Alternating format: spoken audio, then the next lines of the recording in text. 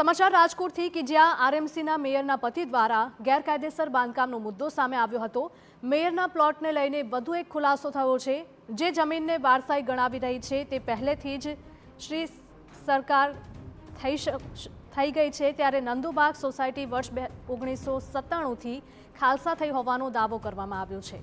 વર્ષ 2013માં તમામ બાંધકામો ગેરકાયદેસર જાહેર થયા। મેયરના પતિ કોર્ટ કેસ 2 વખત હારી ચૂક્યા હોવાનું પણ બહાર આવ્યું છે। તો મહત્વના એક બાદ એક ખુલાસા થઈ રહ્યા છે। રાજકોટમાં આરએમસીના મેયરના પતિ દ્વારા ગેરકાયદેસર બાંધકામનો આ મુદ્દો સામે આવ્યો હતો, જેમાં તપાસ કરવામાં આવી રહી છે અને એક બાદ એક ખુલાસા પણ સામે આવી રહ્યા છે। સંવાદદાતા મોહિત જોડાયા છે ફોનલાઈન પર વધુ અપડેટ સાથે। મોહિત, જણાવશો કે આ મુદ્દે શું અપડેટ મળી રહી છે?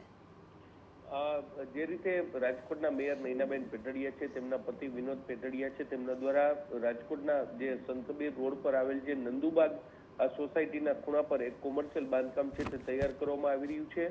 સૂચિત સોસાયટી પર આ કોમર્શિયલ બાંધકામ છે તૈયાર કરવામાં આવતું હતું, જે કાયદેસર રીતે ગેરકાયદેસર છે અને તેને લઈને રાજકોટ મહાનગરપાલિકા દ્વારા નોટિસ આપવામાં આવી છે।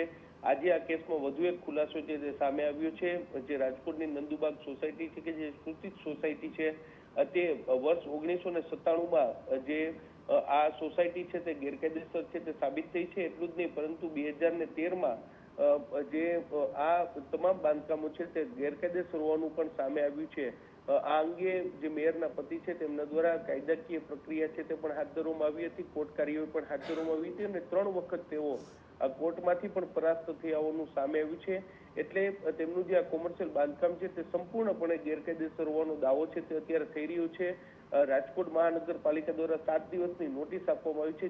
જોવાનું રહેશે કે નોટિસની મુદત પૂર્ણ થયા બાદ રાજકોટ મહાનગરપાલિકા કયા પ્રકારની કાર્યવાહી કરે છે। જી બિલકુલ મોહિત, માહિતી બદલ આપનો આભાર।